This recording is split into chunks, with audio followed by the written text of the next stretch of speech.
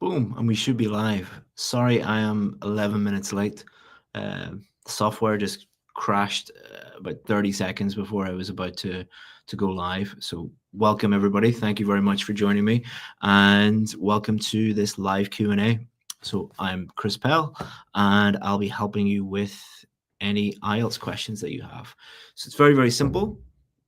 All I'm asking you to do is just write a question in the comments. I can't answer 100% of questions that I get today, but I will try my best. And what I'll do is I'll pick the questions that I think would help the greatest number of people. Please don't write the same question over and over and over again. The software will kick you out of the live session if you do that. Just write one question, I'll go through them, and I will try my best to answer them. Okay, so let me have a look through, and hello to everybody saying hello. And let's find the first question that I can help you with. Give me just a second, guys.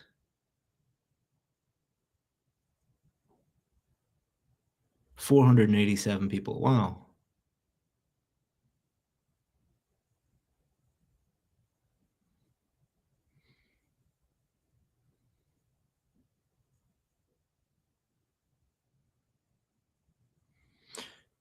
It could really help me if you don't write anything other than questions. Like, thank you to everybody saying hello and talking to each other. It makes it nearly impossible to find questions if like everyone's just talking about where they're from and asking questions. So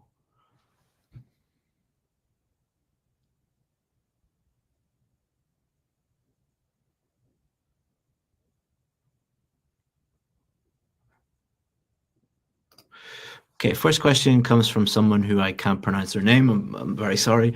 I've seen Band 9 students in your videos use the word so and repeating ideas. Is that okay? So this is a very, very common misapprehension or mistake that a lot of IELTS students make, is they think that Band 8, Band 9 means perfect. I don't know where this comes from, but you don't have to have a perfect accent or perfect grammar or perfect vocabulary or perfect fluency to get a Band 8 or a Band 9. In fact, in the marking criteria at Band 9, it talks about making grammatical slips, for example, because the marking criteria, the people at Cambridge, the people at IDP and the British Council understand that even very well-educated, well-spoken, articulate native English speakers make little grammar mistakes. They make little fluency errors. So I don't know, again, I don't know where this comes from, but you don't need to be perfect. And it's pretty much impossible to talk for 15 minutes and not repeat certain ideas and not repeat certain words. Anybody who is posting stuff like that on the internet is normally scripting out what they're saying and highly editing what they're saying and posting these perfect samples. That's not really helping anybody but them.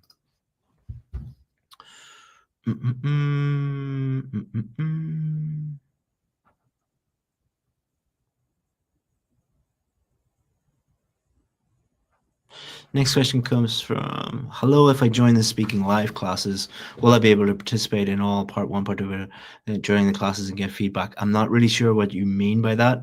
It sounds like you're interested in one of our services or one of our courses or something like that. This is not for me to sell you courses or give you advice on which courses or anything. This is me trying to help as many people as possible for free.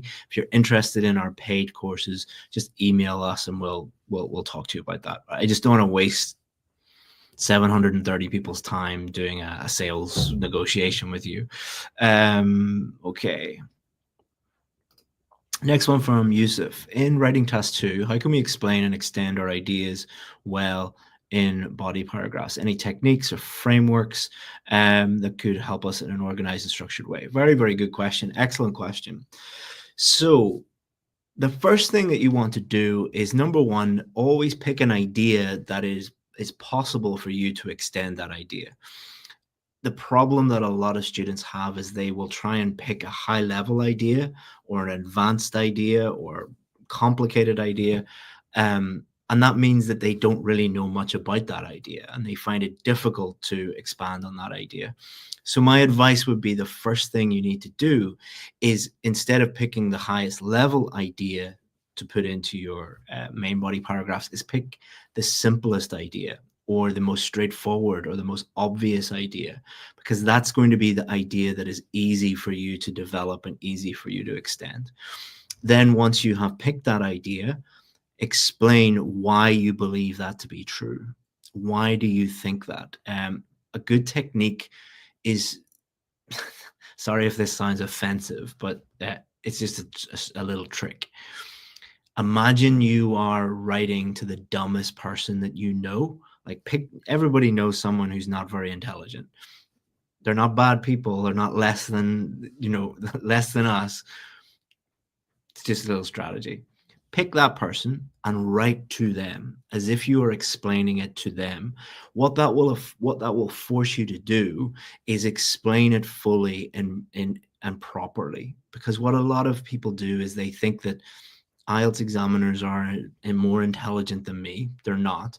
But when you believe that, you don't necessarily explain things properly. Another way of thinking, maybe a less offensive way, imagine you're explaining it to a 5-year-old. How would you explain that point to a 5-year-old? Then think of a real example. All right, something from your own life, your own experience, a real example, give that. So, simple idea, explain it to a 5-year-old, give a real example. And if you do that, you'll be able to extend it out. Let me see the next question.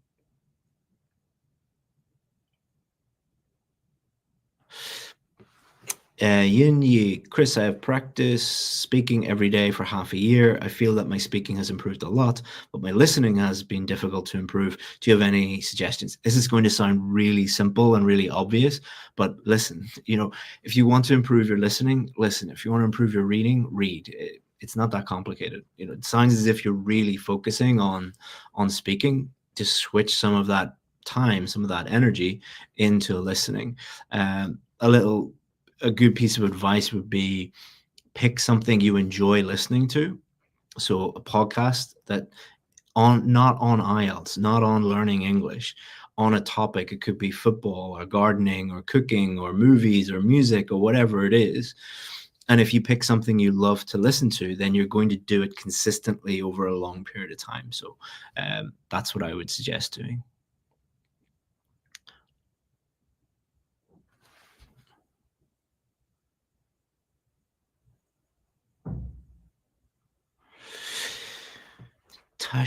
Tasfia. Sorry if I'm mispronouncing all these names. It's difficult for me. So I'm 1 mark short of reaching band 7 in reading section. My weaknesses are true, false, not given, matching information, lists of people, and time management. Could you guide me on how to improve? So you've already done the hard work. The most difficult thing for most students is understanding what their weaknesses are. You have already accomplished that. You've already overcome that problem. So now the next step is to focus in on those issues. I wouldn't worry so much about time management, because if you can get better at doing true, false, not given, matching information, lists of people, then time management will not be an issue, because the better you become at those weak areas, the easier it will be to finish everything on time. So go to our website, IELTSadvantage.com. If you just go to Google and type in IELTS Advantage, true, false, not given, IELTS Advantage, matching information, IELTS Advantage, lists of people, it will give you a strategy. Learn that strategy, apply that strategy, practice that strategy, and you will see improvement. But don't look at the strategy for 30 seconds, apply it to some practice questions, and then say, oh, it doesn't work. That's not how strategies work. You need to learn the strategy, practice it until you know it better than I do, and then you'll get better and better and better at it. One underlining problem that you might have is vocabulary. So we often say that the reading test is not a reading test, it's a vocabulary test. If you think about it, if you don't know what words mean, You can't find those words. You can't understand those words. You can't get the correct answer. So I would always be trying to improve your vocabulary. Again, just go to Google IELTS Advantage vocabulary, and we have vocabulary improvement plans and lots of videos on vocabulary. That will anyone who improves their vocabulary will improve their reading score and their listening score and their speaking and their writing, because it's a huge it's the bulk of what you're understanding or producing. Jasmine, so I like these questions because your problem is not the IELTS test. Your problem is not English. Your problem is yourself. It is your mindset. You're trying to achieve something that is very, very difficult in a very short period of time. You can get any IELTS score that you want. Anybody can get a band 9, but you can't get a band 9 in 2 weeks or 3 weeks or 4 weeks. And I know that you don't want to hear that, and you think that I'm a bad person for telling you that. I'm actually a good person for telling you that, because the easy thing to tell you is, I guarantee that I will help you in 2 weeks. Just give me money and I will help you. That's bullshit. People only say that to get money out of you. It is not true. You can get any score that you want, but you can't get any score that you want as quickly as you want. And actually changing your mindset to, how do I get to a band 7? Instead of, how do I get a band 7 in 2 weeks? You're going to get it much faster if your attitude is just, what do I need to do to get to a band 7, and forget about time.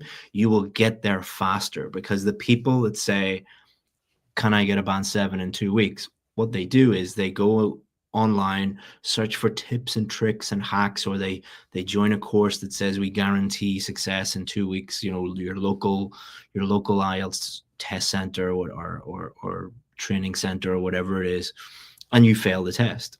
Then so that's 2 weeks you've wasted preparing. Then you're going to have to wait a few weeks to get your results. So that's a month. Then you'll spend another 2 weeks crying that you didn't get the score that you needed. And then, so that's 6 weeks. And then you will do the whole process again. You'll be like, all right, now I need to book my test and it'll just be failure after failure after failure after failure. Instead of, the question you should be asking is, what do I need to do to get to a band 7? You're not asking that question. And until you start asking that question, you will never get the score that you need. Sorry if that's not what you want to hear, but I'm not your friend. I'm not your daddy. I'm not here to tell you nice things, you know. Very, very similar question here. The problem is not the IELTS test for you. The problem is you. Do you have some tips about possible topics in speaking for December? You are trying to cheat your way to getting a high score. And this is not necessarily your fault. This is the fault of, and I'll not name names, I'll not name YouTube channels, but there's a lot of YouTube channels and TikTok accounts and Instagram accounts run by people who are pretending to be IELTS teachers. They're not real IELTS teachers. But what they do, instead of teaching you, is they do predictions, and these are the possible topics that will come up and everything. It's not really your fault. You're being led, misled by these people. But you will only get a high score in IELTS if you can get a high IELTS score no matter what topic comes up. The test is designed in a way that you can't expect the topics that are coming up, and you will only get the score that you need if you can go in there and you don't care what topics come up. Like, if I went into the test, I would get a band 9 no matter what topic, because obviously I'm a native English speaker. Maybe that's a bad example, but a lot of my students who are getting band 9, it doesn't matter what I ask them, they can talk about that. So again, you need to change your mindset from, how can I cheat the test, to, how can I go into the test and no matter what, I'm going to get the score that you. Again, you don't want to hear that, because you generally, people who are trying to cheat the test are, again, you won't like me for saying this, either desperate, they are just, and I feel sorry for those people and I want to help those people, or you're just lazy. You don't want to do the work, and I have no interest in helping those people. So I don't know which one you are. Again, so how do I improve reading band 4 to band 9? Spend a very long time, as in years, trying to improve your general English level and your reading ability. Again, I'm not here to be your friend and tell you nice things, but there is no way that you are to ask, how do I go from a band 4 to a band 9 is kind of like me saying, how can I marry Priyanka Chopra? If I said that, you would think that I was insane because there's just no way that that is ever going to happen. So when you ask me that question, because if I said, how do I marry Priyanka Chopra, you would think that I'm delusional or just really, really stupid. Asking that question, how do I go from a band 4 to a band 9, shows me that you are a little bit delusional and you need to change that first. I would never teach a student like that. I would never teach a student who I wouldn't accept you onto any of the courses that I teach, um, because you just are delusional. Again, I'm very different from most teachers. Most teachers will tell you, yeah, we can do it. I'm not going to waste your time, waste your money like that. Um,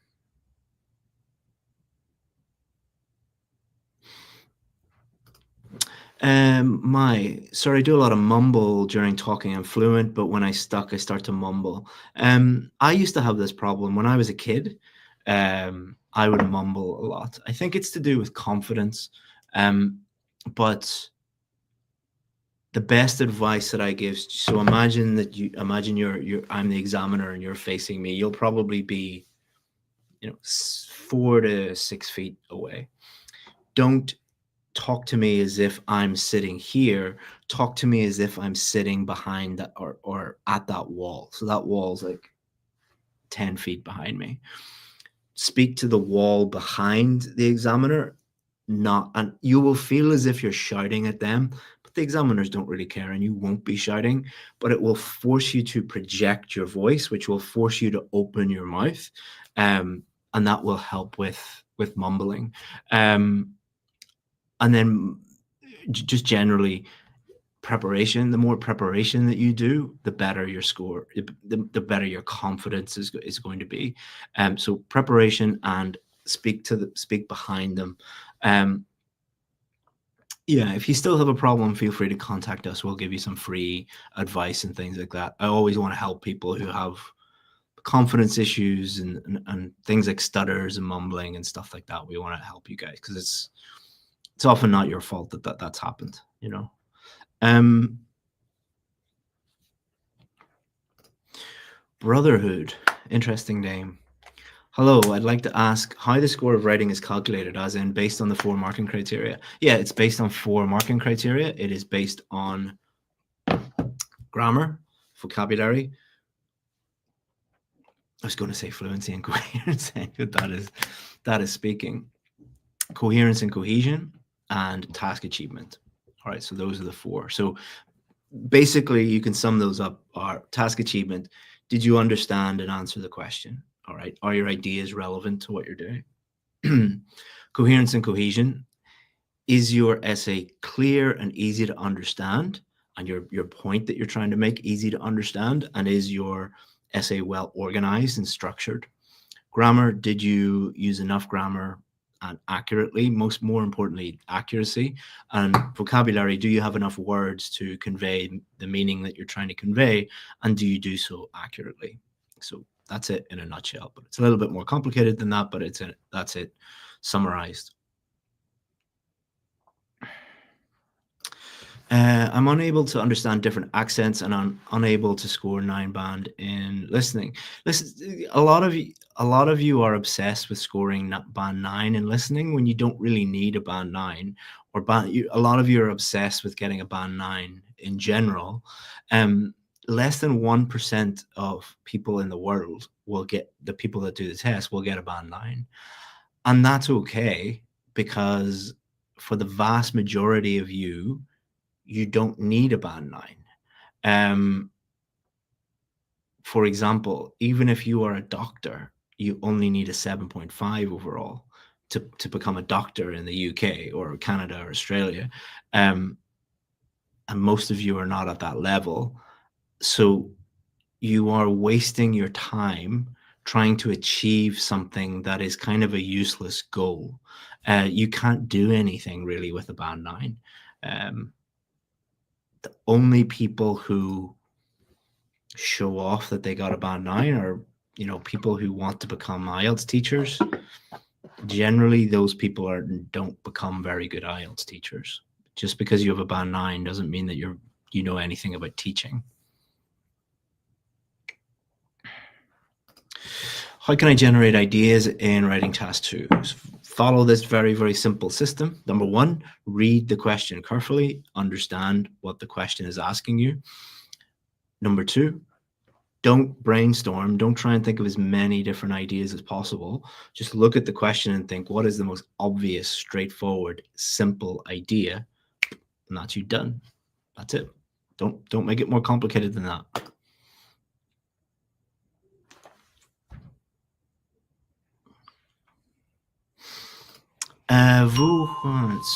So I know that learning vocabulary is important, but I can't decide which word. You don't decide which words to learn. I think you believe that the best way to improve your vocabulary is to get a list of vocabulary or buy a book that's called Best Vocabulary or something like that. That's not how you learn vocabulary. So you are Vietnamese. When you were a baby, picking up all these new Vietnamese words when you were, 1 and 2 years old, your mom and dad didn't give you, show you a list of words to learn each day. That's not how human beings acquire new vocabulary.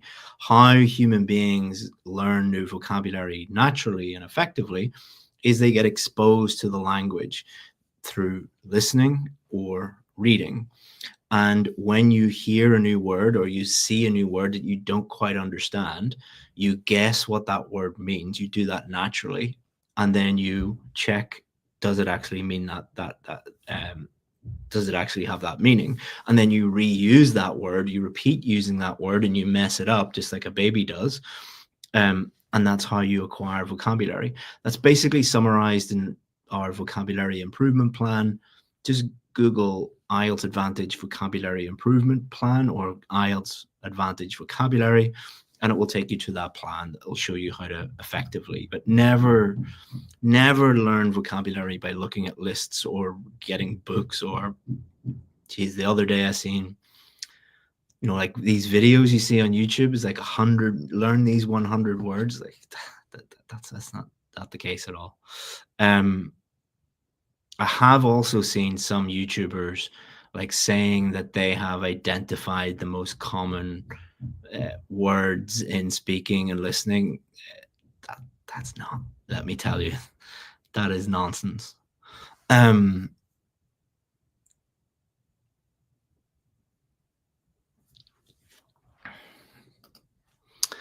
Claudia, what is the best strategy to improve speaking, please? From 7 or to 7.5 is not a big difference, but in practice it does feel like a lot. Yeah, it is actually a lot. Like that is why the people saying before, like, how do I go from a band 4 to a band 9 are delusional, because just getting a half a band improvement is a big achievement. So the best way to improve your speaking, I'd say the most effective way is, I'll give you the free way and then I'll give you the paid way. And I'm not saying this because I want you to pay me money. You can go and pay someone else if you want. I don't care.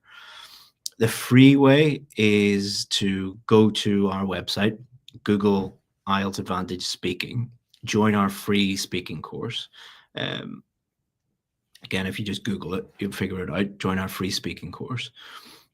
And then record yourself doing practice tests by yourself, and then listen back and give yourself feedback in that way. That's the free way. That is not as effective as the paid way, which is do real practice mock tests with a real qualified teacher who knows what they're doing, should be an ex-examiner, and get them to identify the exact reasons why you're at a band 7. Because I could do a mock speaking test with you and within 2 minutes tell you exactly why you are at a 7 and why you're not at a 7.5. Because it's very easy. It's either your pronunciation or your fluency or your grammar or your vocabulary. So you need to understand that first and then work on those areas depending on what it is. Good question. Happy Soul. Why do students score less in a writing section itself? Because it's not just writing in English. Think about writing in general, even in your own language. So think about today, just today, how many minutes have you listened to language today? So it's here, it's 1 o'clock. I would imagine I have listened to 3 or 4 hours of English today. Then think about how many minutes you've read. I'd say I've read an hour or 2 hours or something like that. Speaking, I've been speaking for 30 minutes and I was speaking to my kids and my wife this morning for 10, 15 minutes, about 45 minutes. How long have you wrote anything today? How long, like with a pen or with your phone, how much writing have you done today? Probably less than a minute. So listening 4 hours, writing 1 minute for most people. So if you played football for 4 hours every day and you played basketball for 1 minute a day, would you be better at football or basketball? That's the answer. It's not a conspiracy. Like a lot of people think that, oh, they give me a low score in writing on purpose. No, you're just not very good at writing. You're much better at listening because you listen all the time.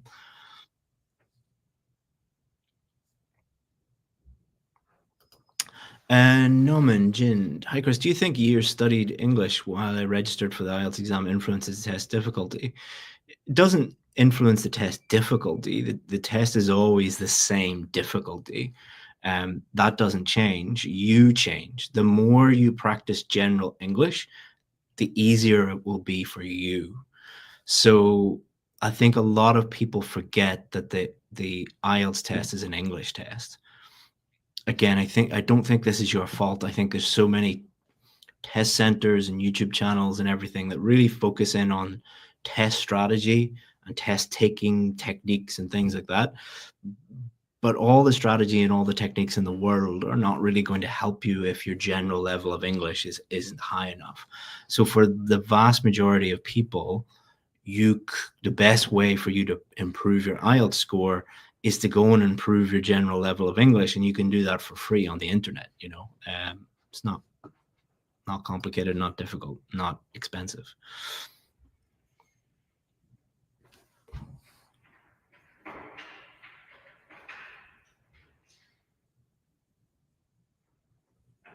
Let me just find the next question. I'm not answering every question that I get because some of them are not very good. I don't mean they're not good. I just mean they're not helpful for everybody.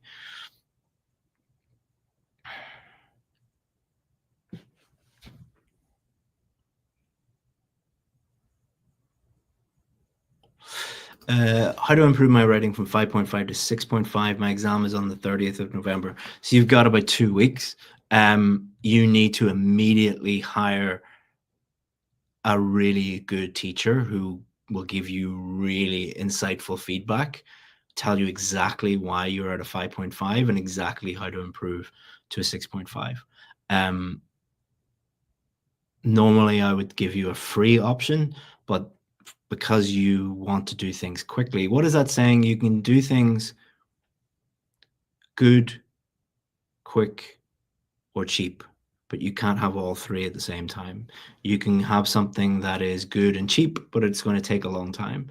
You can have something that is good and quick, but it's going to be very expensive. You can have something that is quick and cheap, but it's not going to be very good.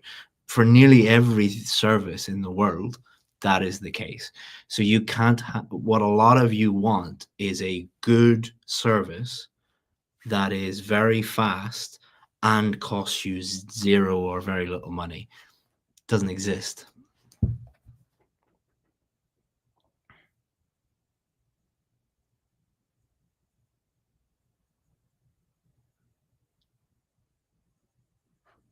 I don't really understand this question, but let me see.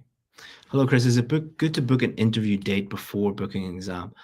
I don't really understand fully the question, so apologies if I'm giving you the wrong answer. But the biggest mistake, so years ago, we got all of our VIP students that had failed the test, and we did this month-long research project to find the reason why most students failed, because we thought that if we identified the main reason why people failed to get the score that they needed, then we could improve the course or attack that reason, or like really help people. And the answer was really surprising. More than 95% of people failed the test because they booked it before they were ready to get the score that they needed. That is overwhelmingly the main reason why people fail to get the score that they need. They go and book the test and then try to figure out, how do I get the score that they need? That is the wrong way to do it. The way to do it is, for example, if you join the VIP course, the first thing that we say in the first video is, don't book your test. We will tell you when to book the test. And that's why our students are so successful, why we have more success stories than anyone else, because we literally don't allow our students to book the test until we say, you are ready to do the test. So that's the secret. A lot of people talk about IELTS secrets and everything. That's the secret. Get the score that you need in practice before you even think about booking the test, and then book the test and get the score that you need. But again, most people don't want to hear that, because most people want a band 9 in 2 weeks. Like, it's not going to happen.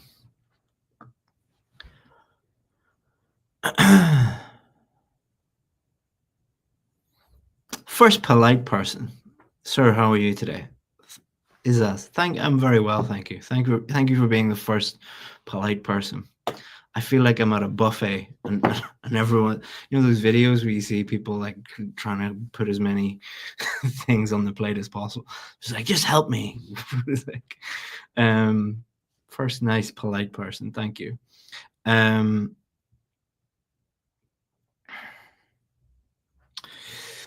This might be controversial, and many of you won't like this advice, but I think it's important advice. Every time we release a new video, the most popular comments are ones like this, where people are asking for good luck, or they're asking for prayers, or they're asking for blessings and things like that. Now, maybe you come from a culture where that is a huge part of your culture, where luck is a huge thing. I've never seen anyone get lucky on the IELTS test. I've never seen anyone pray and get lots of good luck from strangers in the YouTube comments, and that dramatically improve the score. I think this is a way of people avoiding the fact that they just don't want to do the work. You're going to get the score that you need if you do the work, not because you're asking people to wish you good luck or good blessings. I know many of you will hate that advice, but I'm not here to be your friend. I'm here to help you get the IELTS score that you need. Sir, do you think using advanced vocabulary in the speaking test? So it depends what you mean by advanced. So the wrong advice to give students is using lots of high-level vocabulary, big advanced words. It will boost your IELTS score, because most IELTS students are not capable of using high-level vocabulary. So by teaching them that, you are lowering their score, not improving their score. Also, if you listen to real native English speakers, actually talk normally to each other. Podcasts are a great way to do this. So especially podcasts where you got like two native English speakers speaking to one another.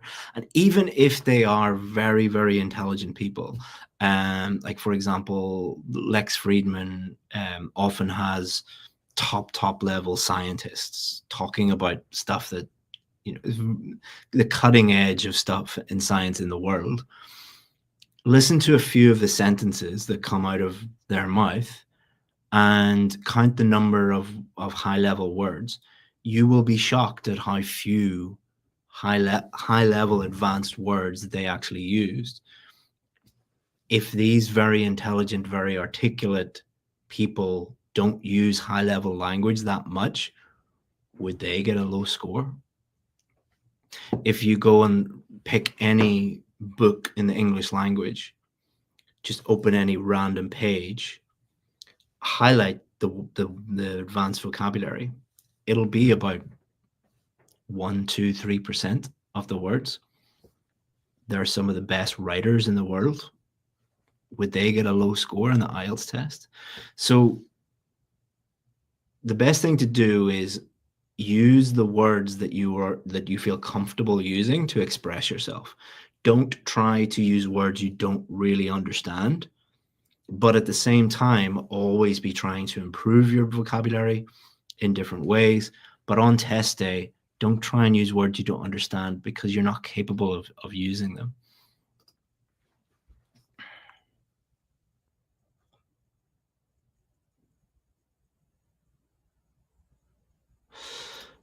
So I'm a big fan. Is IELTS writing AI checker perfect valuation? There are some drawbacks.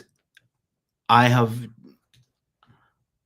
spent more money than any other person in the world trying to get AI to give accurate feedback on IELTS writing. I guarantee I've spent more money than anybody else in the world on trying to get that to work. It simply does not work. It is terrible at giving feedback. No AI checker is capable of currently giving you an accurate band score or even identifying all the problems within your essay. I hope in the future it does, but it simply does not work. And again, this is not a problem with IELTS. This is a problem with your mindset. The people using AI checkers want everything quickly and not spend any money. You need to get out of that mindset. Like it's not too extreme to call it a disease. If you don't ever want to spend any money and you don't ever want to do any work and you want everything as quickly as possible for as little as possible, you are never going to succeed in anything in life. Like, don't move to Toronto or London or Sydney or New York if you have this attitude, because you're going to be sleeping on the street, because everything is really, really expensive here and you have to work really, really hard to make money in the West. If you have this attitude where you don't want to spend any money and you don't want to do any work, like, stay in your home village, like, and just chill out. You'll have a nicer life. Like, you really will. That might be a little bit extreme, but we see this stuff every single day, and that's why I'm quite forceful with what I see, because you're just wasting your time, wasting your money, the little of it that you're prepared to spend.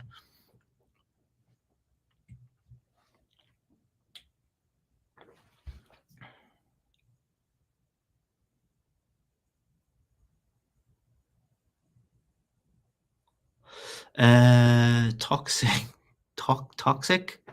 Very good. How can I improve reading speed? Improve your vocabulary. The problem that you have is not reading speed, it's you don't understand the words on the page. So improve your vocabulary.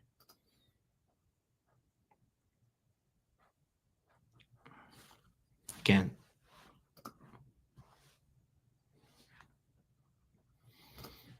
yeah, most questions have this disease.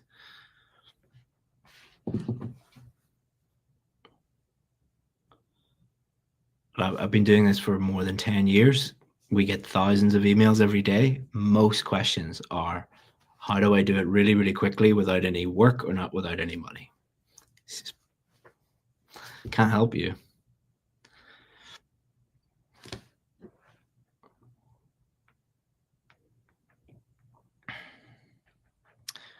Good question, Prince. What's the difference between a band 7 and a band 8 speaker? A band 7 speaker So both band 7 and band 8, the examiner will understand every word that they say. There's no problem with the pronunciation, but a band 8 speaker will have more higher level pronunciation features, such as connected speech, intonation, word stress, sentence stress, things like that. You can look those up on our website if you don't understand. The band 8 speaker will make fewer grammatical errors and fewer vocabulary errors, and the band 8 speaker will be a little bit more fluent. The band 8 speaker will generally only pause whenever they're trying to think of a new idea or what to say. They're thinking of content, whereas a band 7 speaker might struggle with the fluency from time to time because they're trying to formulate the correct grammar structure or find the correct vocabulary. So that would be generally the main difference. But for most people, you don't really have to worry about that. For most people, it's how do I go from a band 6, 6.5 to a 7? Yeah, but hopefully that helps. What's the best approach for matching headings? Just Google IELTS Advantage matching headings, and it will take you to our website, which will show you a full strategy.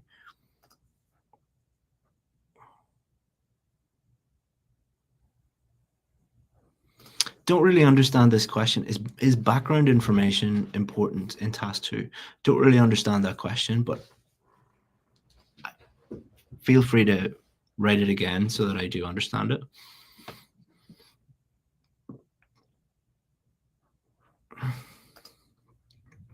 How to improve my reading score, attempted 3 times. So the first thing you should do is don't attempt it again. For everybody watching, if you fail once, don't book the test and hope and pray and think that you're going to get lucky next time. You're not.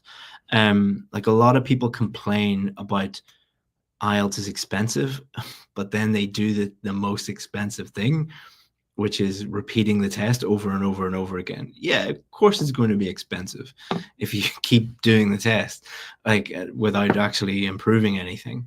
So number 1, don't do the test until you're ready. Number 2, get real practice questions. So, get real Cambridge books. You get these from your good bookstores. Don't download them for free from the internet. They're mostly fake, and they're not real. Don't have real questions in them. Buy the real copies. Do 3 or 4 real tests under exam conditions. So no cheating. No doing it for longer than the time allowed. Do it as if you're in the real exam. And then if you go to the back of the book, you will find the answers. So once you've done like 3 or 4 tests, analyze your wrong answers. Where are you going wrong? Is it particular questions? Is it time management? Is it vocabulary? Is it you get most of the questions in the latter part wrong? So that would be an indication that it's just a general English level thing. You really need to understand what the issues are. It might be spelling, for example. So once you understand what your weaknesses are, then you can improve those weaknesses and your score will improve, pretty much guaranteed. But until you go through that process, you won't ever know what the issue is. Please, please, please do that instead of booking the test and praying that you're going to get lucky next time. You won't.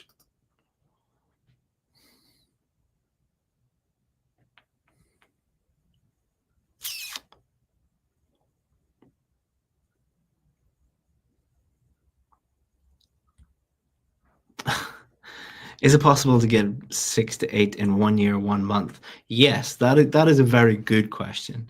It is very possible for someone to go from a band 6 to a band 8 in 1 year, 1 month, but it's not guaranteed because, imagine two different people. One person is a nurse who works 60 hours a week and has 4 kids and has no time at all to study. The other person is a student who lives at home with his mum and has all day to study.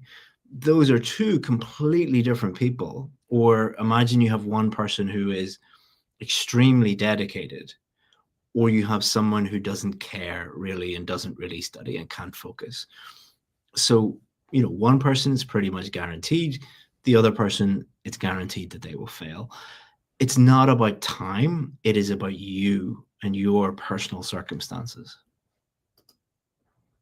It is possible to go from a band 6 to a band 8 in a month. It's possible to go from a band 6 to a band 8 in a week. I've helped people, but they are, very, very, very different people to most people.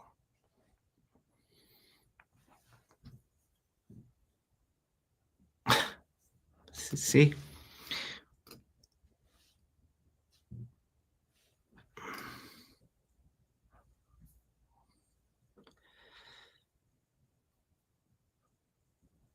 And then these people blame the test, they blame the test. It's not the test's fault. Very, very good question, Linda. Why students get so nervous when being tested? Well, it doesn't matter who you are. If you're being tested, you're going to be nervous a little bit. But I think you should substitute the words nervous and stress or anxiety. A lot of people talk about stress, nerves, anxiety. Really change that word to fear. Really, the emotion that you're feeling is fear. And then really think about why you are fearful. And when you really dig into why the person has so much fear, it is because the person knows that they didn't do enough work and they know that they're going to fail. That's harsh, but that's what I have found with most people. Do you feel stress and anxiety when you're driving your car each day or riding your bike each day? No, because you've done it so many times that it's easy for you. If I was to do the IELTS test, I would not be stressed. I've done the IELTS test drunk before, from the night before, to see what score I would get. And I don't recommend that as a strategy. I didn't purposely go in drunk. I just was meeting some friends, and it was in Dublin where the Guinness is really good. So just anyway, it's a long story. And if I did the test, I wouldn't be nervous because I know that I'm going to get the score that I need. So going back to the point of the first, when people become VIPs, the first thing that we say is don't book the test, because we want to get that student to the point where they have done the speaking test so many times and got the score that they needed so many times with us in practice, or the writing test or the reading or the listening, whatever it is, that it's just like riding a bike. It is just like driving a car. They've done it so many times successfully that it's not that complicated for them or stressful for them.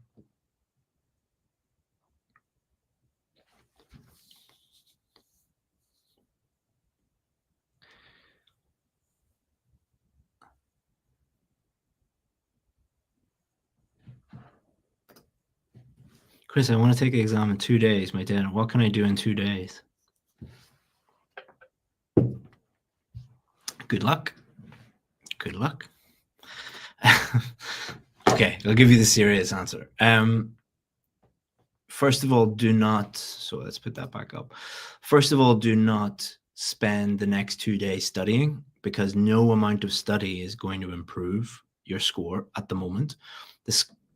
The score that you are going to get was kind of achieved weeks ago. You can't improve it anymore. Whatever score you're going to get was set weeks ago. The time to improve was weeks ago. It was months ago. And you didn't take that for whatever reason. And I'm not blaming you. Like, you could have had something happen in your life where you couldn't prepare. So that's why I'm trying to help you as much as possible now. So number one, do not study, because you're not going to improve. And if you study, like, a lot of people will stay up all night. Like, they won't sleep the 2 or 3 nights before, and then they study the whole night. So they haven't slept in 3 days. Like, if I didn't sleep in 3 days, I would get a band 4 or 5. Like, sleep is a big deal. So that's one thing. Focus on being as prepared physically and mentally when you go in so that you can get the best score possible. The second thing I would say is uh, listening and reading is nothing you can do really in 2 days. But for speaking and writing, the best advice the short term advice is speaking, speak to the examiner as if you were speaking to a colleague or speaking to a friend. By using that strategy, by using that technique, it will force you to speak as fluently and as simply as possible. By making your language simpler, you will make fewer errors, you will make fewer mistakes, and you will get the highest score possible for you as an individual. It's a myth that, the more high level words and high level grammar you use, the higher your score is going to be. Try that if you want. You'll fail like everyone else does because you'll make lots of mistakes and that will lower your score. And for writing, exactly the same. Focus on answering the question as clearly as possible and as simply as possible, not on trying to show off and show the examiner how many fancy structures and stuff you know. But yeah, good luck.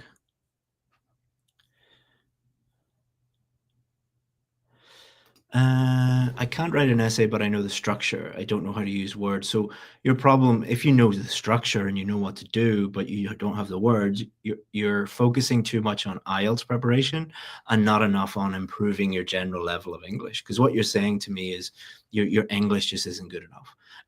So focus on that, not on preparing for the IELTS test.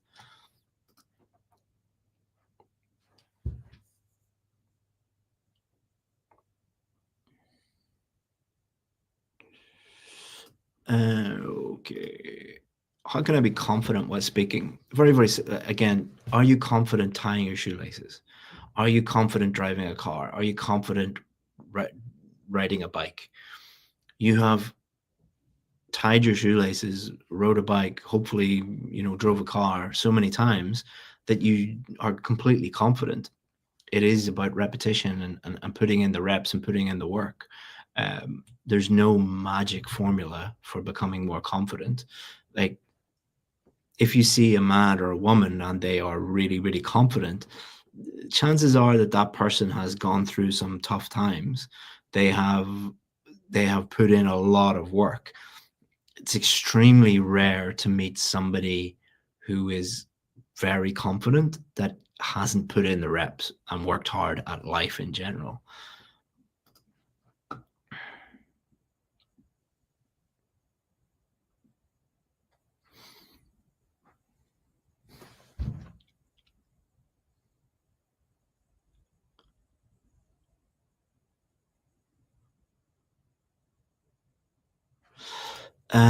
My speaking test is tomorrow. Any last moment preparation tips? Yeah, just speak to the examiner like you're speaking.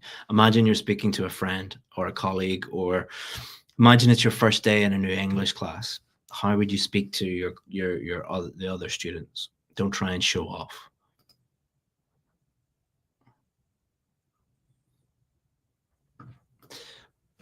Again, a lot of people are asking about band 9, but the people who get band 9, I've never met, well, I won't say that. I've met a couple, but I've never met many people. I've met hundreds, maybe more than hundreds, thousands of people. 99.9% of people at a band 9 level didn't try to get a band 9. And 99.9% of people who try to get a band 9 never get a band 9. And if you can figure that one out, then you'll know what to do. Sir, I've having problems with pronunciation. How can I overcome this? So you need to really hire a good teacher to identify the exact pronunciation issues that you have. So it differs from person to person. But like, for example, my wife is from Vietnam. In Vietnam, they have problems with th and the. They have problems with final consonant sounds. I know lots of people from Germany. They have problems with w and v. I know lots of people from Mexico who have problems with b and v. They say video instead of video.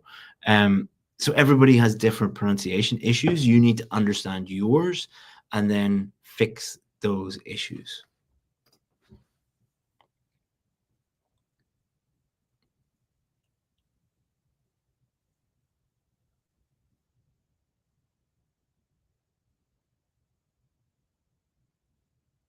So just trying to find the next question.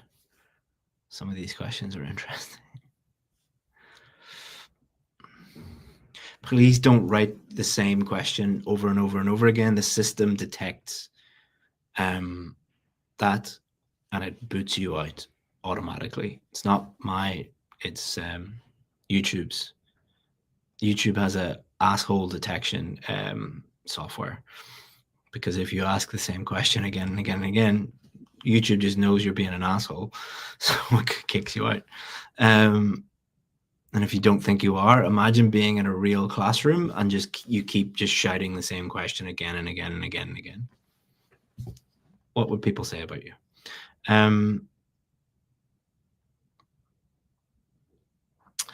So this is a very strange question, and it tells me that this person doesn't really understand what to do yet, and it's not their fault. It is, you're approaching writing in a very, very different way, in a very strange way. You seem to think that it's like mathematics, or you seem to think that it's like, collecting enough tokens to get something. Like it's not like that. There's not like, if you know 792 words, you will get a band 7. That's not really how it works.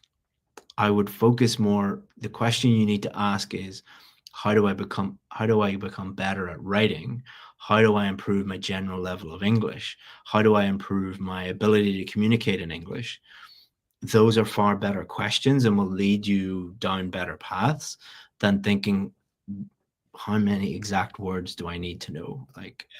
Because if you think in those terms, you will do things like learn lists of vocabulary and memorize essays and memorize words. It's not a memorization test. It's a writing test. You can't get better at writing or better at speaking by memorizing a bunch of words. I've been using ChatGPT to get, I've probably used ChatGPT for IELTS more than any other human being in the world. I want to try and get it to work. It just doesn't work. It's terrible. It's really, really bad. And if you don't believe me, go to our YouTube channel, or just Google IELTS Advantage AI, IELTS Advantage ChatGPT. I did a whole video where I talked to ChatGPT, and just look at the advice that it gave me. It's quite funny. So yeah, no. What a lot of you don't understand is, and I didn't understand this either, so it's not a criticism, but it's called generative AI for a reason. What does generative mean? Generative means that it generates language. It is not evaluative AI. When an examiner looks at your essay, they are not generating anything. They are evaluating. These models have been trained to generate language, not to evaluate language. They don't know how, because it's like asking a fish to climb a tree. It's not the fish's fault that it's not very good at climbing. It's like asking a monkey to swim in the sea. It's not the monkey's fault that it can't swim as good as a fish. It wasn't bred to do it that way. These models have been trained to generate language, not to evaluate language. And then the other thing you need to realize about AI, especially these generative AI models, is that they have been designed to sound good, not to be accurate. When you first start working with them, you're like, oh my God, this is amazing. Because they have been trained to sound good, to kind of trick humans into thinking that they're intelligent when they're not at all. When you work with them a lot, you realize that these models are not very intelligent at all when it comes to evaluating language and stuff like that. I would love it if they were, because I pay about 10 English teachers every month. I pay them a lot of money to check essays and do a lot of work for me. I would, if I could get AI to replace them, I would save many tens of thousands of dollars every single month. But they haven't been able to do it yet. So yeah.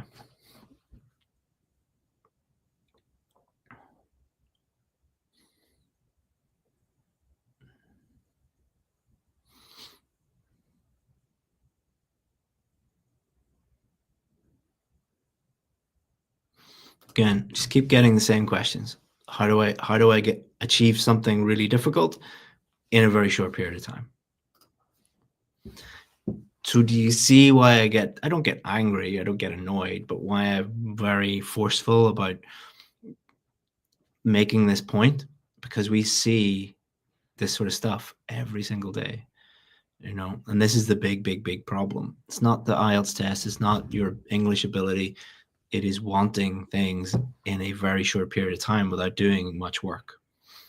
Because another way of saying, how do I get something in a short period of time? Another way of saying that is, how do I get something without doing any work? You're really just saying, I'm lazy. And nothing in the history of the world was ever achieved by not doing any work and being lazy. That's not how nature works. I'm sorry.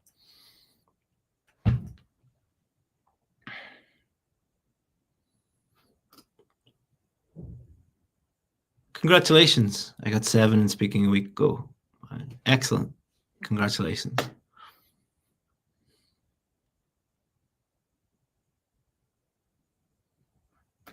How to practice a lot of Vietnamese today.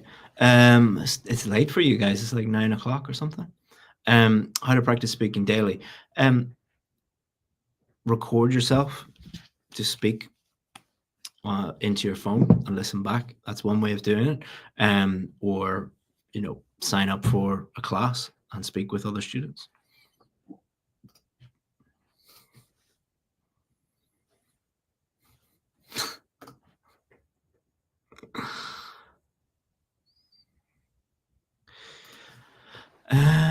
But hackers, what are the easiest ways to develop main ideas? I talked about that at the beginning of the lesson, so I don't want to waste time repeating myself. But I think it was the first question I answered, so this will immediately go up, and we will leave it up for about a few hours, and then we'll delete it. But you can get it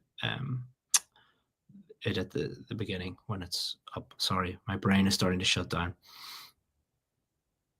Let me get some Monster. Only drink Monster when I'm talking for long periods of time, which isn't very often.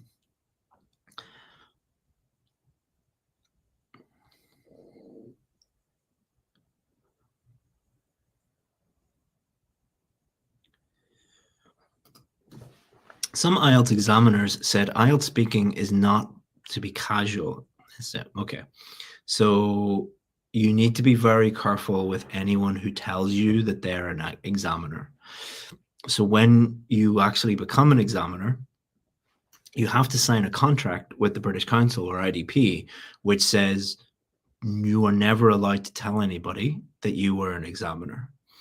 So either that person 80-90% is lying, they were never an examiner, or they have broken their contract with their former employee and they're not to be trusted, because if they do that to someone who paid the money, they're not very trustworthy with your money. So either way, someone who tells you that they were an examiner is lying in some way. So be very careful about that. I know a lot of you come from countries where you're not supposed to criticize people. You're not allowed to criticize teachers. Most of these guys are full of shit. Like they're just talking complete nonsense.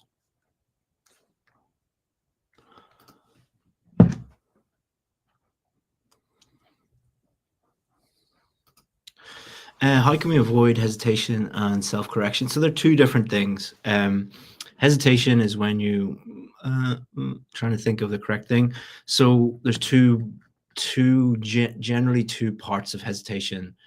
One is linguistic, so you're trying to think of the correct grammar, the correct vocabulary, um, and the other is content. You're trying to think of the next idea. So if your issue is linguistic, then you need to improve grammar, you need to improve vocabulary, or you just need to relax a bit about grammar and vocabulary. A lot of people are obsessed about getting grammar and vocabulary perfect or using really high level grammar and vocabulary, and that means that their fluency sucks. Their fluency is not very good. But if they relax about that and be like, even band 9 students make some little grammatical errors and make vocabulary errors at sometimes. It's rare, but they do. That will really help your fluency. If it is you are trying to think of the next idea, the best way to improve that is to only talk about really simple, obvious things that you are comfortable talking about. In the speaking test, there is no extra marks for complicated ideas. There's no marks for ideas at all. So the easiest way to get a high score is to talk about things that are easy for you to talk about. And then self-correction. Sometimes you will catch yourself and you made a little mistake and you go back and, there is two boys out there, or there are two boys, like little corrections like that. And that's fine. But I think people that self-correct all the time are a little bit obsessed with perfect grammar and everything like that. So depends where you come from. But certain cultures are more obsessed with 100% accurate grammar than others. Generally, those people do worse on the test because it's not a grammar test. It is a speaking test. Grammar is 25% of it, but the rest of it is not related to grammar. So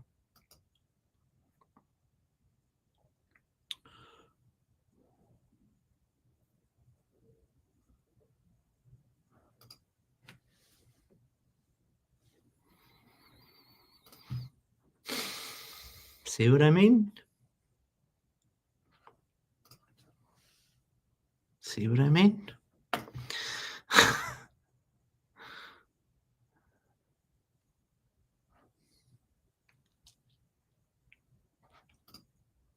I'm very weak in English, but I want a band 7 or 8. I'm not attractive, but I want to marry Priyanka Chopra. You've just answered your own question. The reason why you're not going to get a band 7 or 8 is you're very weak in English. So what do you need to do? You need to improve your English. That seems really, really obvious to me, but it doesn't seem very obvious to a lot of people. I think maybe it's because you've been watching TikToks or Instagram reels or YouTube videos where there's like these people that say that if you learn these tricks, you're going to magically get a high score. You're not, but I guarantee if you work hard and improve your English over a long period of time, you will get a band 7 or a band 8. But,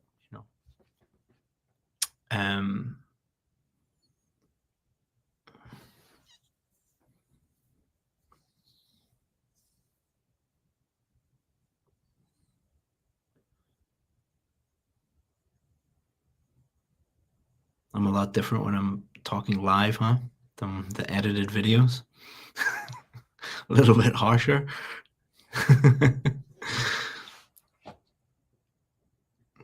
A lot of you must think I'm in a bad mood today or nothing. No, this is just not normal me.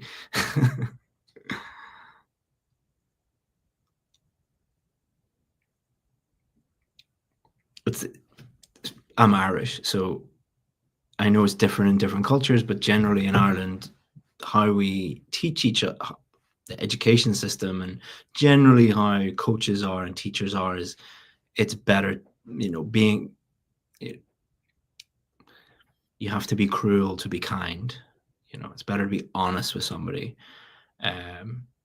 You might hurt their feelings, but you will help them long term. I know that's very different from other cultures, where feelings are a lot more important, and it's better to not embarrass somebody, and it's better for them to save face and all of that. But For the IELTS test, that is not a good strategy.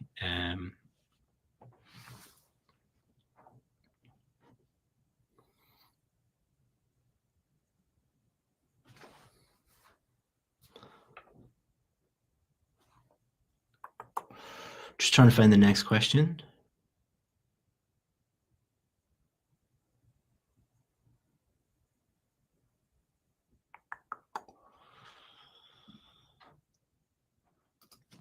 So story behind. Hello, I know that many vocabulary, but when I talk, people, I'm stuck with limited words. So there's two different parts of your brain that you need to be aware of.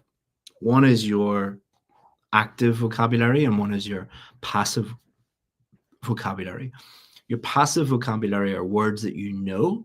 Your active vocabulary are words that you know how to use. And your passive vocabulary is always massive. So imagine, imagine you have two balloons. Your passive vocabulary is like that size, and your active vocabulary is like that size. So you got this tiny little balloon that you can use, and this massive balloon full of words you know how to use. The only way that you can move, the good news is you can move words you know to words you know how to use. You can move words from your passive to your active vocabulary, but you can only do that by using those words and practicing using those words. I wish it were different, but you can't do that overnight. You can't do that quickly. You must, because it's about moving information from one part of your brain to the other. So I know I always use the tying of shoelaces, but it's universal. Everybody knows how to tie shoelaces. But when you first were tying shoelaces, when you were a kid, it was really, really difficult. I don't know if you've ever taught a kid how to tie shoelaces. Try it with a kid. Like I taught my little boy. It's extremely difficult. And it's really interesting because something that you take for granted and you do without even literally without even thinking, they find it extremely difficult. So when you first learn new information, it's in one part of your brain, the passive part of your brain. And by practicing that thing over and over and over and over again, you move it to the more subconscious part of your brain, doing things automatically without even thinking. Like if you've been driving a car for 5 years, you don't even think about where everything is. So yeah, you need repetition. You need repetition over a long period of time, I'm afraid. A lot of you are asking about my VIP course and asking specific questions about it. I'm specifically ignoring those questions, not because I hate you and because it's because I don't want this to turn into a sales call. I don't want this to turn into me trying to make as much money as possible. I want to help as many people for free as possible. So if you've asked a question about my VIP course, I'm ignoring you. Just contact us and we will talk to you behind the scenes one-on-one about everything if you want. It's just trying to help as many people for free as possible.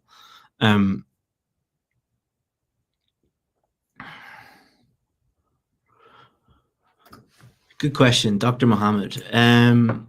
Hello, Chris. Can you tell me about any technique or idea about time management in writing task one? So the idea I always talk about is, remember Usain Bolt when he won the 100 meters. I think it was in Beijing. What was that, 2004, 2008? Showing my age now. But remember that shot where like he was way ahead of everyone else and all the other faster runners in the world were way behind him. That image of him on the finish line. Was Usain Bolt better at time management? No, he was better at running.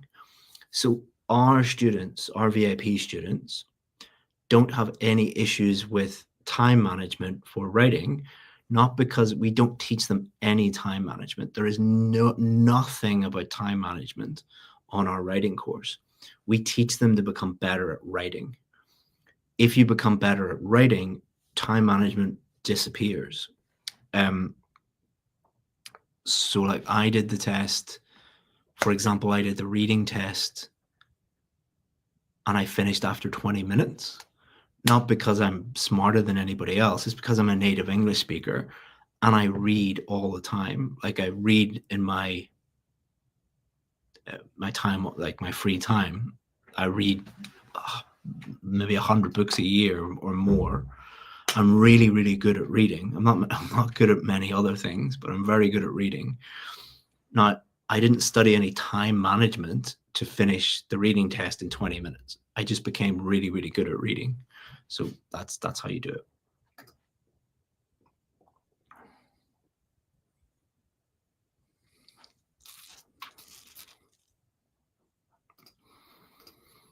My band score is not improving to band 5, but I have to do it well. I need a band 8. I would take an attempt in January. What should I do? Don't think about January. Think about what you need to do to move from a band 5 to a band 8. So band 5 is basically you don't really know how to communicate in English. Sorry to tell you that, but it's better to tell you the truth and help you in that way. Band 5 means that if you move to London or Sydney or Toronto, most of the people living there would not really understand what you're trying to say to them, and you wouldn't really be able to communicate with them. Band 8 is most people would know that you're not from there, but every single person would be able to understand you, and they'd be really, really impressed with you're close to native English speaker level. So you're trying to go from not being able to communicate at all to sounding like someone from London. I don't mean the accent, I just mean the ability to communicate in 2 months. So you need to forget about January. You need to focus on what can I sustainably do each day to improve bit by bit to get that score. And why do you need a band 8? Like, what are you trying to do? Most people don't need a band 8. But when I ask a lot of students, why do you need a band 8? Why do you need 7.5? Well, I want to do a master's degree in Toronto, or I want to become a doctor in London. That's not going to happen. Like, it's not going to happen. Even if by some miracle, if you had one wish from a genie and they gave you a band 8, but really you are at a band 5 level of communication, do you really want to live in a country and work in a job where you can't communicate with anybody and no one can understand and you get fired after a week?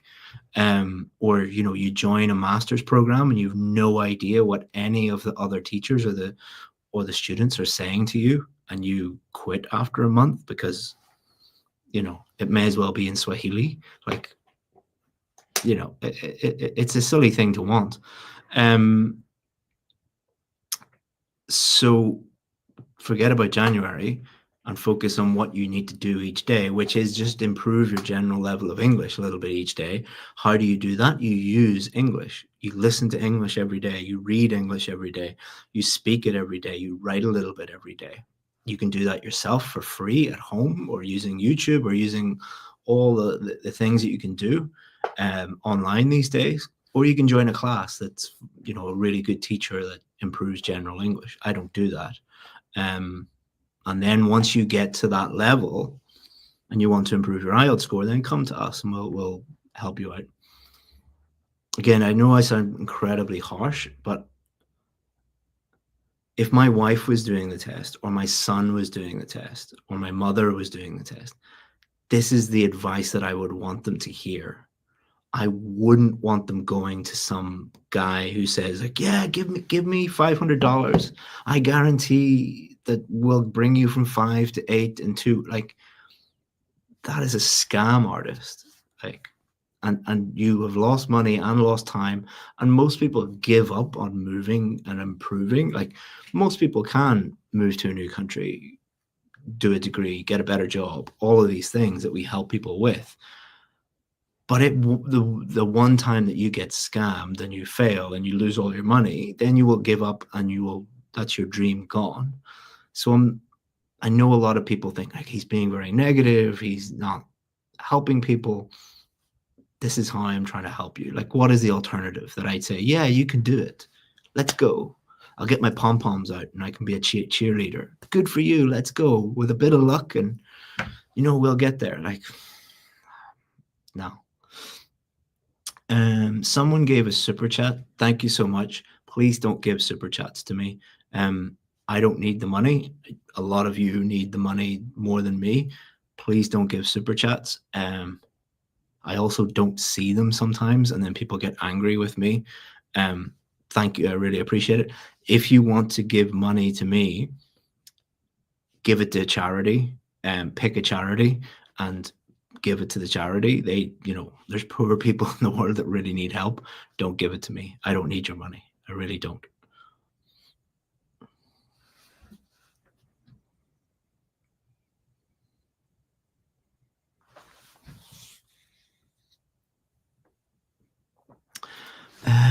Good question, Josh.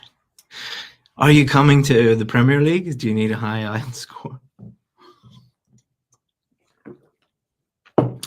Where was Joshua Kimmich going to go? You were going to go to Liverpool, weren't you? He'd be pretty good for Liverpool. But you shouldn't learn English if you want to learn. They don't speak English there. They speak Scouse. Yeah, it's a wee bit different. So how much time do I generally need for my IELTS preparation? There's no way to answer this question. So because it depends on so many different factors. How many hours do you have to study per day? How focused are you? How hardworking are you? Do you have a job that drains you? Do you have any medical conditions that are you just like me, generally overweight and don't have great health and don't have a lot of focus and time and energy because of that? Are you like me, you have two crazy kids who take a lot of energy and a dog that takes a lot of your time and a lot of your energy? Or do you not have any of those things? And then that's just one part of it. The other part of it is what do you actually need help with? Do you need help with pronunciation? That can take years. Or do you just need help a little bit with strategy and structure? That can take days, and everything in between. So it's impossible to answer that question. That is why we always focus on what can we do to help you each day, rather than, I don't know what this obsession is with time. Like everybody just like this one.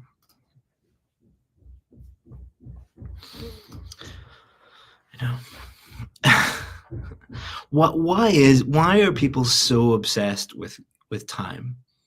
Why are people so obsessed with getting this as quickly as possible and as cheaply as possible and without any work? Like what is it?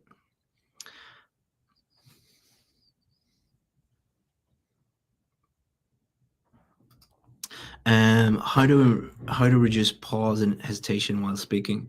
I already covered that when I talked about answer this exact question. So watch the replay.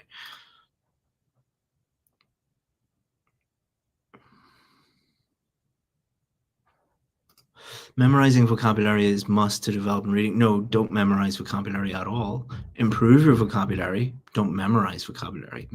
Memorization is the opposite of learning. Like, if you memorize things, you are basically saying, I don't know how to learn. I don't know how to improve. It's memorization and intelligence. Memorization and clear communication are the opposite of one another. People think that smart people are people that can memorize a bunch of stuff. They're not. They're not at all. At all. I know a lot of idiots that have a lot of facts in their heads. They don't know what to do with those facts.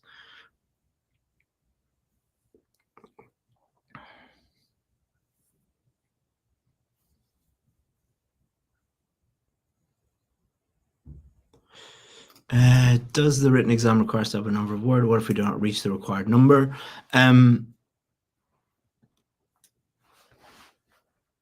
There's a couple of different answers to this, but the best way is for you to just do this, which is for task 1, always try and go over 150 words, and for task 2, always try and go over 250 words.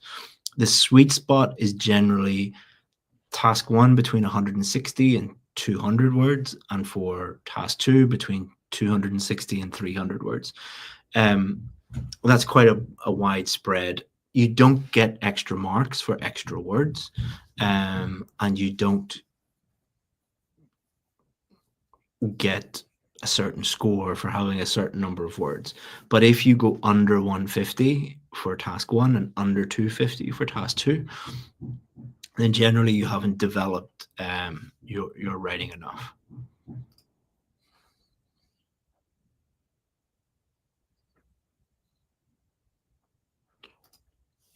Beba, just talk like normal speaking for 15 minutes without using linking words and phrases. Can we get a band 7? So this comes from, believe it or not, I try really, really hard to not criticize teachers, other teachers. This is me trying not to criticize them. But the answer to nearly every question that we get is not start doing this or you need to do this. It is stop doing this. And the source of that thing that you need to stop is often teachers who don't really know what they're doing or bad information that you're getting. So this comes from a place of teachers who teach their students that just use lots of linking words, use lots of memorized phrases and big words, and you will get a high score. That is not true. Another common myth is like you have to use idioms to get a high score. I actually went into the speaking test on purpose and tried to use I did a real speaking test and tried to use the simplest language possible and not use any idioms at all. And I got about 9. So how did I do that?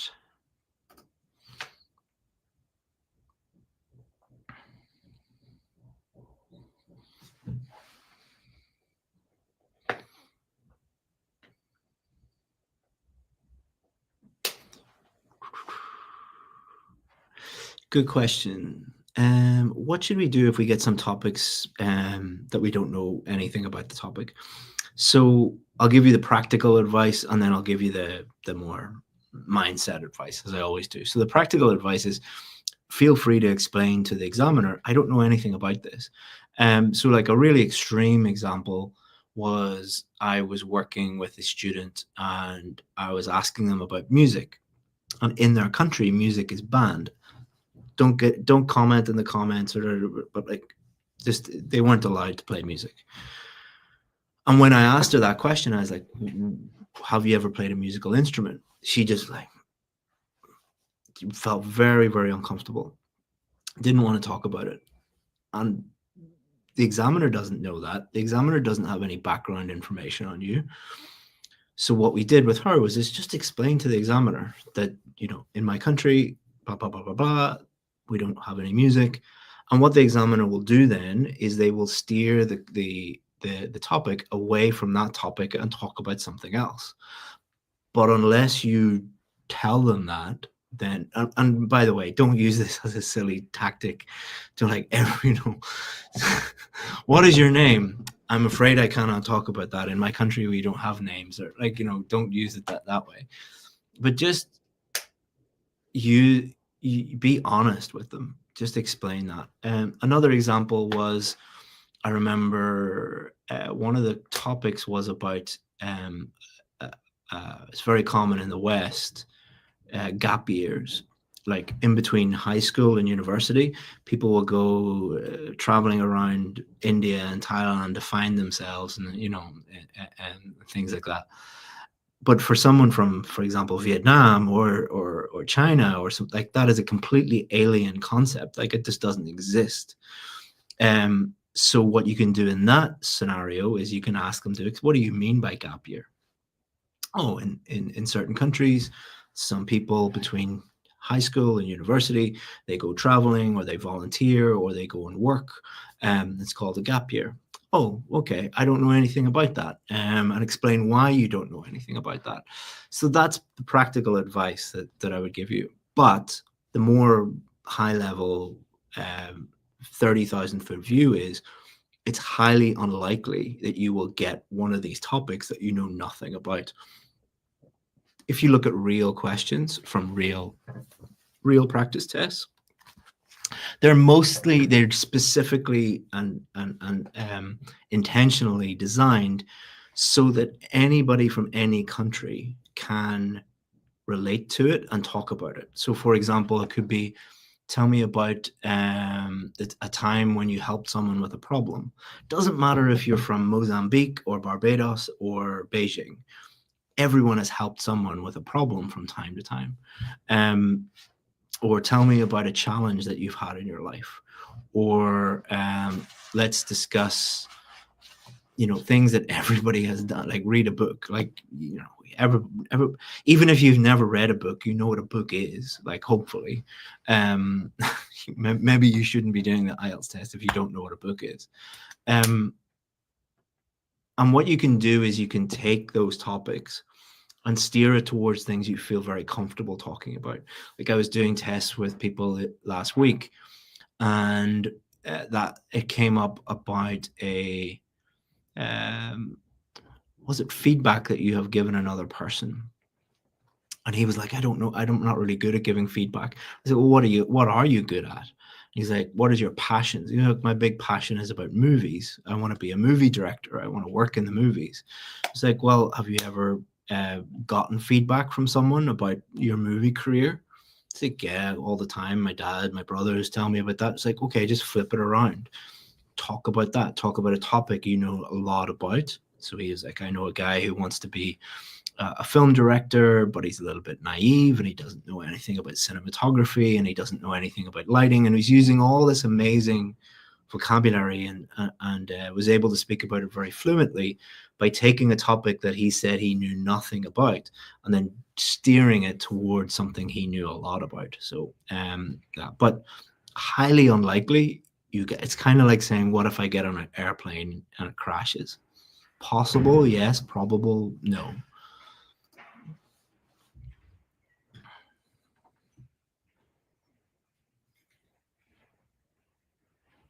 Best question I've had so far.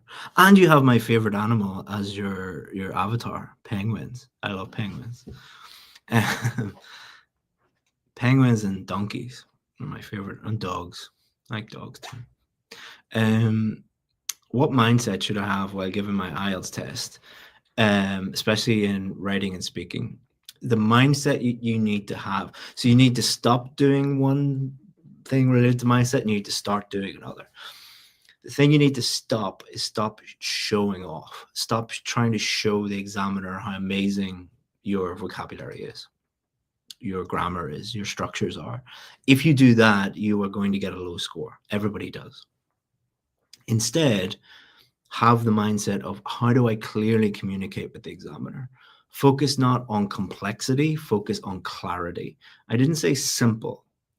I know our big slogan is like, keep it simple. You'll hear me say that a lot.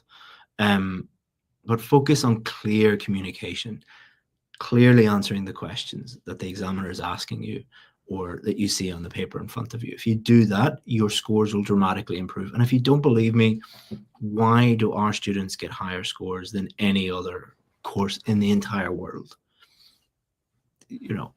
I'm not magic. Like, it is because we just stop people doing things that don't work and we help them do the things that the IELTS test is not designed in a way to test how many big words you know. It's testing if you move to London or Los Angeles or Chicago or Auckland or Melbourne, can you talk to people there? Can you communicate with people there? That's what it's testing, and that's what it rewards. It doesn't reward memorization because it's not a memorization test. It doesn't reward how many big fancy words do you know, because it's not a big fancy word test. If it was, it would be easy,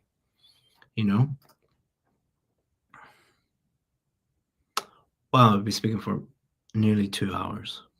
I'll try and get through as many as I can, guys, but I'm not guaranteeing. Wow, I'm only like 17 minutes into the chat.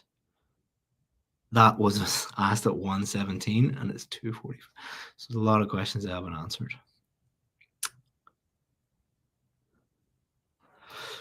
Very good question. The questions today have been quite good. Um, so well done. What should I do if my mind is freezing? We don't know what to answer.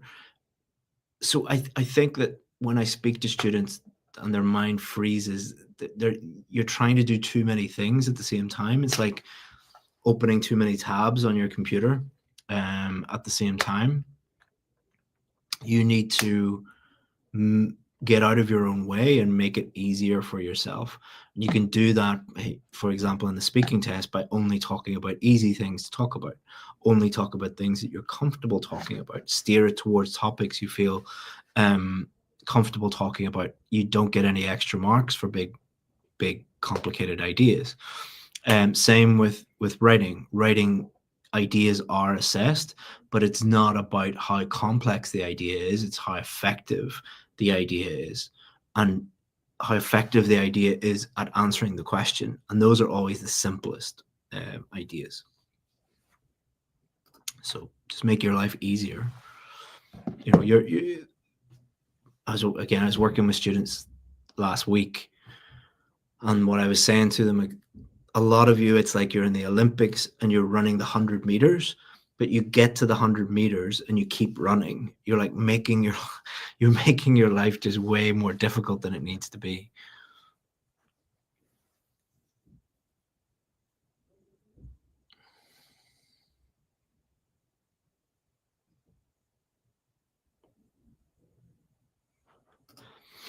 How to tackle writing task one, long double graphs. So think about um, the purpose of a double graph. So when you see any data, whether it's a pie chart or line graph or bar charts or just a table or whatever it is, a way to cut through the data is to just think about why. What is the purpose of this data? What are they trying to do?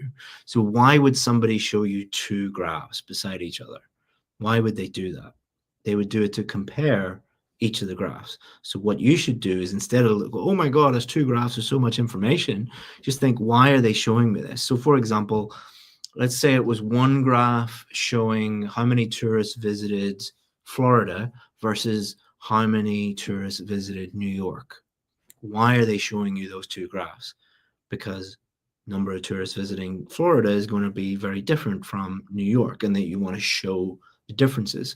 So just look at it that way, instead of getting lost in the data.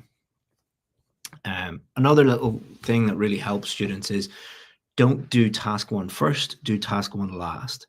So what often happens is students do task one first and they get lost in the data. They spend way too much time, they overthink everything.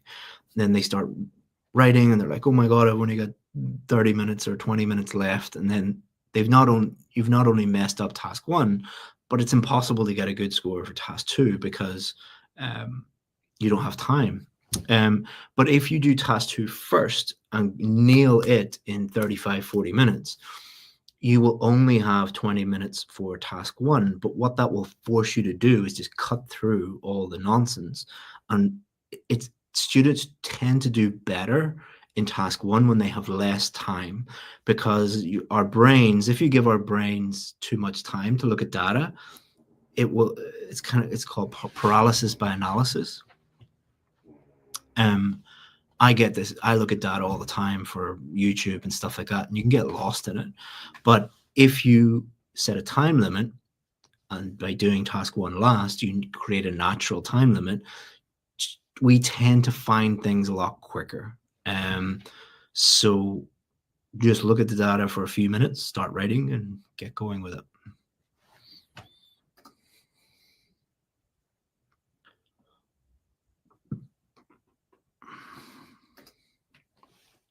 Good question. So I've done the ideas thing a couple of times, but do samples help? It's similar to the AI thing. Like, my prediction is, so remember, not remember, but if you look at a video of like New York in the 1940s, like all the soldiers going to war, and those old videos, or just see people in the 1920s, there's not a single fat person. Not a single person that's fat. Every single person was skinny and fit looking. Maybe it's different in different countries, but like that's the case. I think that in 50 or 100 years, people are going to watch YouTube videos and be like, there wasn't that many dumb people. People were much more intelligent, because I think we're allowing AI to come in and do our thinking for us. And just like, I don't exercise that much. I get fat. I get given junk food all the time. I'll blame my wife for that, if you for that's not my fault. And I get fat. I think what's going to happen in the next 50 or 100 years is we're going to stop using our brains, and we're going to be fed nonsense, and we're going to become really, really dumb. But on a smaller scale, a lot of you are trying to do, it's like trying to run a marathon without running. You're trying to lift weights without you're trying to get strong without lifting weights. Looking at lots of samples, or for speaking, watching lots of our videos where we do mock tests, you can't improve by doing those things. They're okay to watch sometimes, but they're not really, during the World Cup, people didn't get better at football. Everybody was watching football all the time during the World Cup. Nobody got better at football. Exactly. And people disagree with me on that. But really, if you disagree with me on that, it's because you're lazy. And looking at samples, looking at mock tests, it's just a version of laziness. You think that you can passively get better by watching other people. If you think that that is true, why don't you just go and watch Warren Buffett and Bill Gates and Elon Musk, not worry about the IELTS test, and just become a billionaire? Just become a billionaire, because watching other people do, you get better, right? You learn from them. No, you get better from doing. Reading samples is not doing, it is consuming.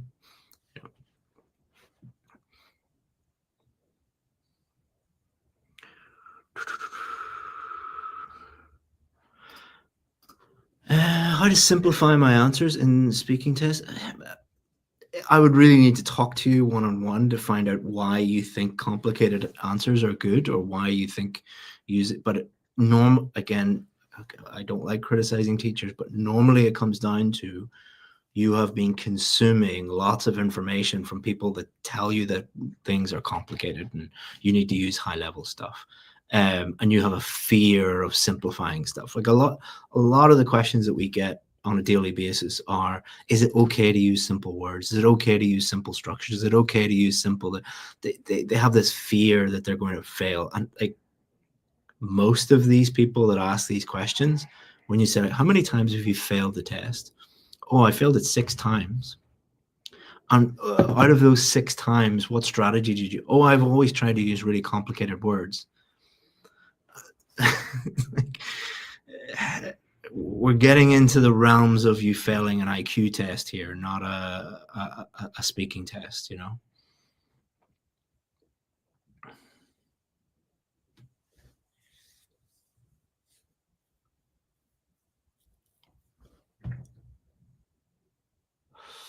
It's very similar. Like my mind goes blank when I can't just use the easiest idea, the simplest idea.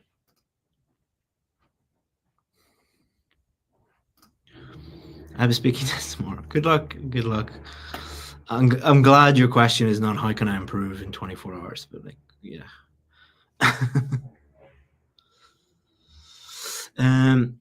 Is it essential to give out predictions in the conclusion paragraph? No, not at all. It's not. Nothing is essential. The only essential things in writing task 2 are that you have an introduction, that you have main body paragraphs, and you have a conclusion.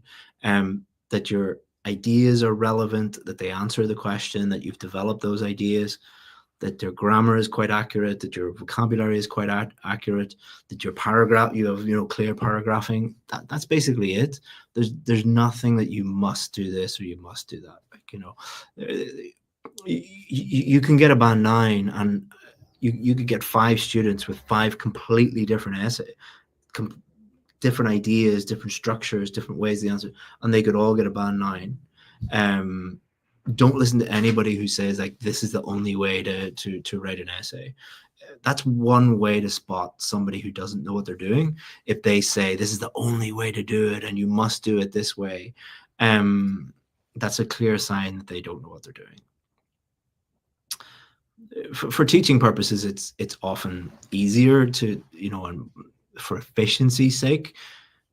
But what we say is like there's many ways of doing it, but do it our way if you want a high score and you want to get the score that you need as quickly as possible. But there are many other ways that you could do it. But do remember that there's a lot of correct ways that you could get a high score, but there's a lot of ways that guarantee that you get a low score as well. Sorry if you hear all construction noise. We're building a new YouTube studio. It's going to be amazing, but it's going to be a bit noisy until we do that.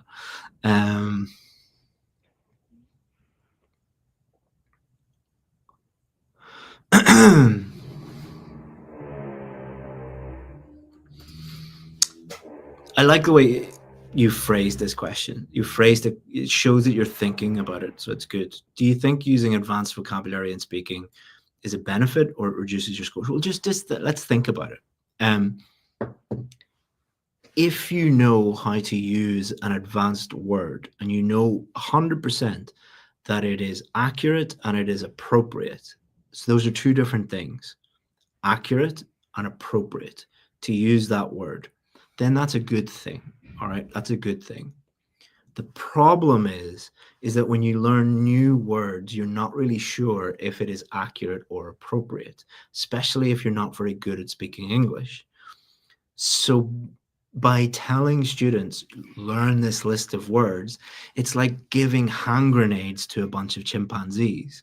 It's like giving AK-47s and throwing them into the monkey pen. And they, like it is, and I'm not saying anyone's a monkey or anyone's a chimpanzee or anything like that, but it's dangerous. All right. It's like giving knives to a toddler. Knives are very good. Knives are very valuable for a chef.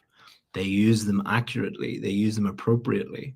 But I wouldn't give a bunch of knives to my 3-year-old. Like, they're valuable. They help. They're useful. But you need to know how to use them properly.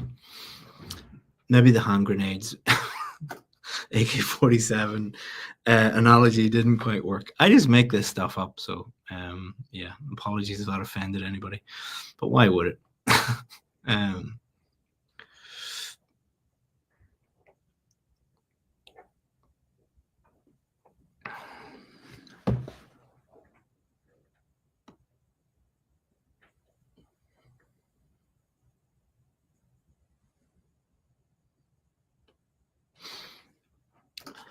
Good question. Mr. Pell, it's fine to call me Chris. Thank you for. So I did listening to podcasts every day in the morning and afternoon, but my score stuck at 6.5. I missed the S letter at the end of words or sentences. How can I improve? So excellent. This is really good progress because you are aware of a very, very specific problem that if you fix it, you probably will get a 7 or above. So you need to focus on that issue. You need to understand both the grammar and the spelling issues that you might have with that, but also the listening issues with that and understanding. But that's great. You're nearly there. Don't stop now. Focus on getting better at that thing. Most students never, ever understand what the real issues are. You are very, very lucky that you do.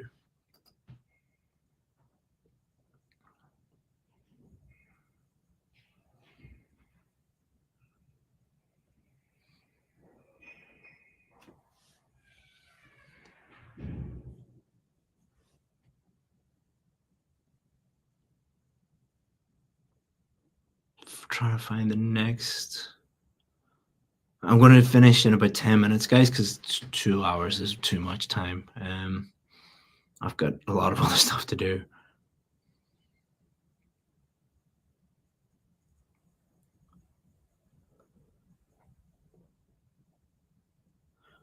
Sorry, there's just a lot of people have asked the same questions over and over and over again, so I'm just trying to skip through those.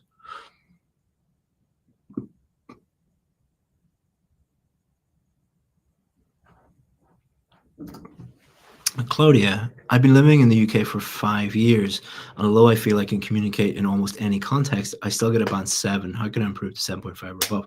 Very good question, Claudia. So, I don't know where you're from exactly, but I would assume you're from an Hispanic background. So you're from Spain or South America, somewhere. A lot of people from, there are a lot of Spanish speakers will be making errors that they're not aware of at all, because you guys find it very easy to communicate with English speakers, native English speakers, but you don't know that you're making lots of small little errors. So you could be making small article errors or preposition errors, but no one is correcting you, because if you say, "Do you want to go cinema?" to your boyfriend, instead of, "Do you want to go to the cinema?" your boyfriend knows that you're going to the cinema and you want to go to the cinema. There's no problem with communication, but there is a problem with grammar, for example. Or you might have some little, like, for example, a lot of Spanish speakers say video instead of video. If you said, "I don't want to go to cinema tonight, will we watch a video on YouTube?" Um, I know exactly what you want to say and what your meaning is, but you had some grammar issues in there and you had some pronunciation issues in there, and you think that that's totally fine, but you're unaware of those things. So what I would recommend doing is hiring a really good teacher, either online, or if you're living in the UK, there's a lot of really good schools. Just make sure they're reputable, they're good, um, and just say to the teacher, I've been living here for 5 years. I keep getting a band 7. Can we do a mock speaking test, or can we look at my writing? I want you to tell me why I'm at a 7 and exactly what I need to do. And I've just given you lots of little examples there, but it might be something completely different for you. Um, but I'm just showing you how someone can think that they're doing fine, but making lots of little errors. Um, at a band 7, band 8, band 9, a lot of the difference between those scores come down to basically the number of small errors that you're making. If you're at a band 7 or above, you're not making any serious errors that stop communication, but you probably are making small little grammatical errors or pronunciation errors, but they don't stop communication, but they're just happening a little bit too frequently. So you need to understand what those are. Good question. I'm really impressed with apart from the "how do I get a band 9 in 2 minutes" questions. The questions have been really good today, so thank you. Are there really essay types, or is there a common way of writing? No, there are essay types. Some teachers don't agree with me, and that's fine. And there's a lot of really good teachers that I respect that disagree with me, and that's fine. That's okay. Um, but what I have found in the classroom actually teaching students is they find it much, much easier to write essays if you break it down into opinion, discussion, problem solution, double questions, advantages, disadvantages. It just systemizes everything. And that's another reason why our students are quite successful is we don't really teach you tips and tricks and hacks and things like that. We teach you systems that we know work. So it's like, look at the question. Okay, this is an opinion question. This is the exact structure I need to use. So we're taking out all the possibility that you will mess up. We're basically, the way we teach writing, especially, is if you follow our system, it's really difficult not to get a high score, because you're just following steps that lead to success.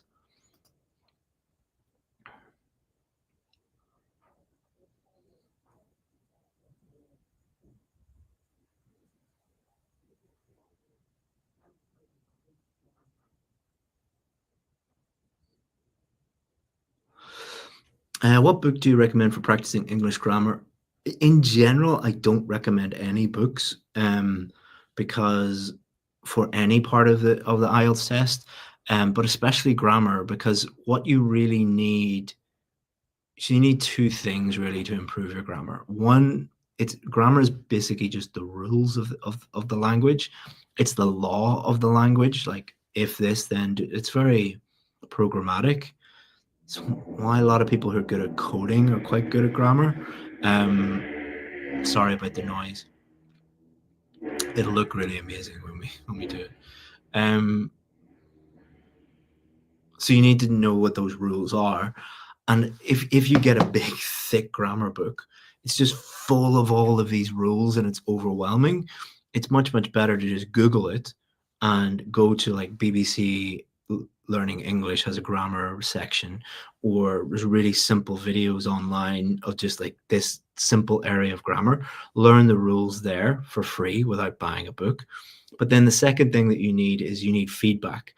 And there's a lot of really good websites that have lots of little practice activities where they give you instant answers. Is it either the British Council or BBC Learning English? I think it's actually the British Council, but BBC Learning English might have it too. But just Google British Council grammar exercises, like for articles or prepositions or whatever, and do it that way. That is much more interactive and better than a book. I suppose a book could do it by giving you the answers at the back, but I don't know any really good ones.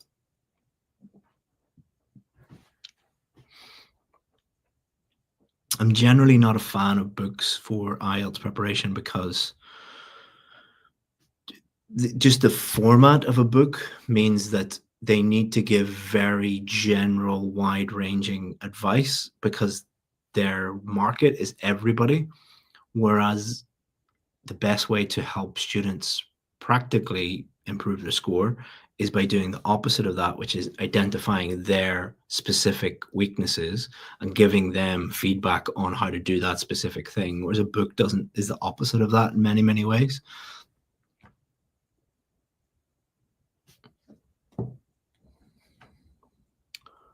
Okay, guys, so I'm coming up to I really, really apologize, and I really, really appreciate all the questions that we got.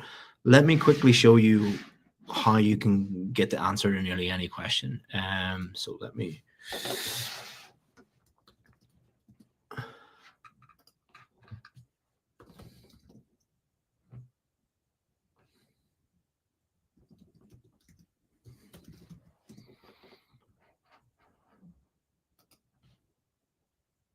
Okay, so I'm going to show you a hack.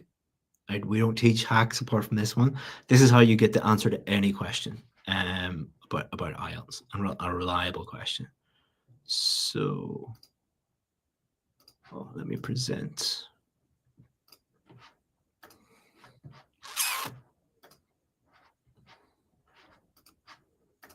Okay, so if you have any question, just go to Google, type in IELTS Advantage plus, and then your question. So, for example, how many words in task 2 writing? And what it will do is it will take you directly to the answer to your question from our website. Or let's say you want improve vocabulary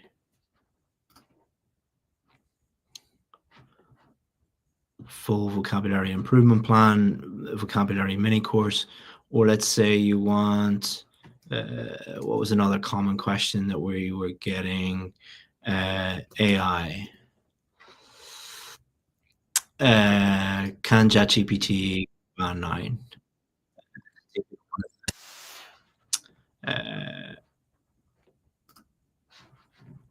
So just use that little trick, IELTS Advantage plus any question that you have, or like writing course, speaking course, reading, anything you want, and Google will take you directly to an answer from me, or a video from me, or an article from me, or a course from me.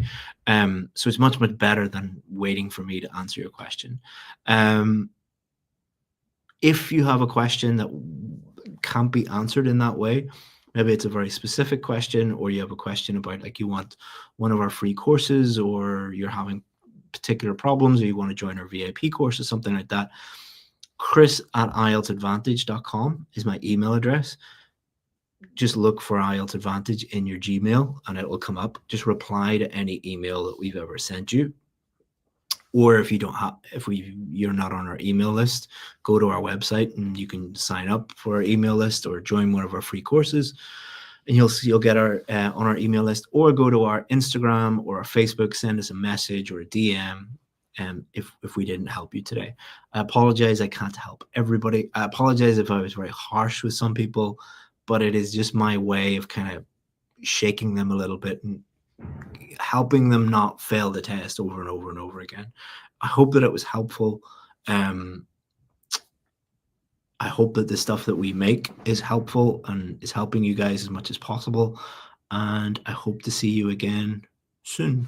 Thank you very much, guys. And if you need anything, go to our website, go to our YouTube, Instagram, Facebook. You'll find lots and lots of help there. Thank you very much, guys. And I'll see you again soon. Bye-bye.